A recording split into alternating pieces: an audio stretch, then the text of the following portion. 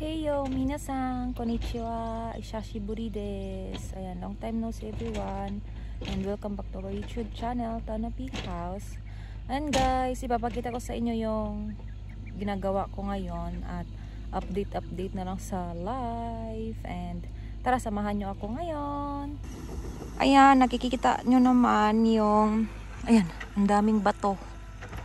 Kinukuha ko yung bato dito sa pagtatamnan natin kasi okay na yung ating gulayan, pero meron pa mga bato kaya kinukuha ko yung mga bato ngayon. Ayan, meron siyang ganito kasi kailangan kong bungkalin ito ulit at gagawan ng yung parang bundok para tamnan dito ng potato at iba pang gulay. Ayan, makikita nyo sa next vlog natin kung ano yung mga gulay na itatanim natin dito. At ganito na siya. At yung si Banana, ayan, nandoon busy kasi tinatambak namin yung mga bato. Ayan, dami pang mga bato, oh. And guys, update ko lang.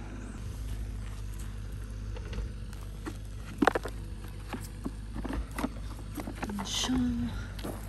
Tapos kasi dadaanan ito ng maliit na machine. Ipagda-drive natin siya later. Makikita niyo siya mamaya, si Mr. Pochi. Mr. Pochi yung pangalan ng ating machine. Machine ba siya? Tama ba machine? Ano siya? Ano siya diba? Dahil bato. Ang liliit. Kasi mas mahal yung machine kaysa sa bato. Kaya paghirapan natin kunin yung mga bato-bato. Ano siya? Malambot yung lupa na, oh.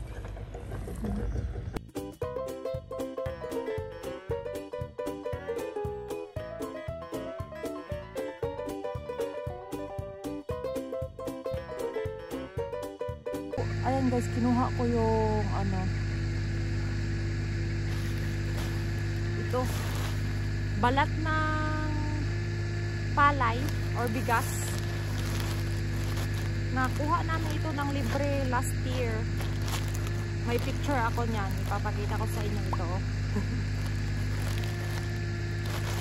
Ito siya, balat ng bigas.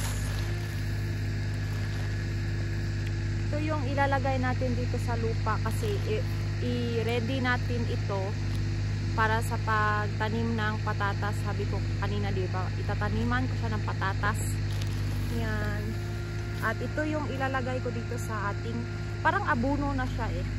Ayaw ko maglagay ng mga tae ng ng karabaw. Walang karabaw dito sa Japan. Baka, ayun, tae ng baka at saka manok. Ayaw ko kasi grabe, diba yun? Mas dadami yung insect. Kaya as long as pwede siyang organic, kasi uso ko organic talaga at walang halong chemical yung mga gulay namin kasi kami na naman ang kakain. Kaya ganito yung ginagawa ko, mga dahon ng mga puno, ganon. Yan yung ilalagay nating abuno. Ipapakita ko sa inyo kung paano ko siya ilalagay. Ayan guys, actually lahat ito lalagyan ko, itong lupa na ito dito hanggang doon, pero para for vlog dito muna. Kasi ang lawak kaya kasi haba yung ating vlog. Ayan, ginaganito ko lang siya, lagay ko siya sa maliit na balde, tapos ulit-ulitin lang natin yung process, siguro mga 4 times.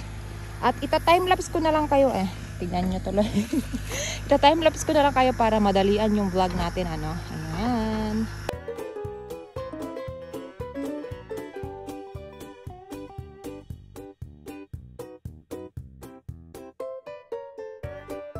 Ayan guys, ganyan na siya at ihahalo pa natin yan at gagawa natin siya ng bundok para i-ready sa ating itatanim na potato.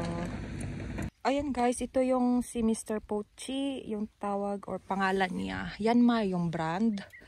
Yan siya.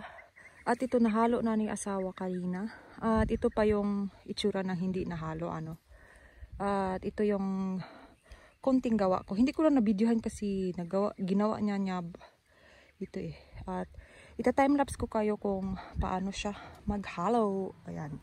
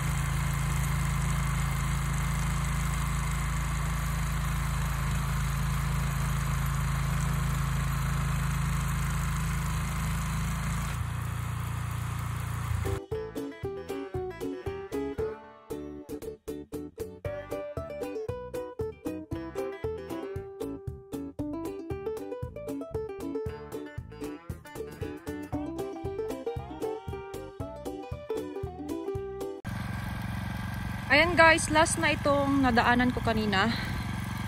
Ayan siya, at ito na yung kalabasan ng before and after natin ng lupa.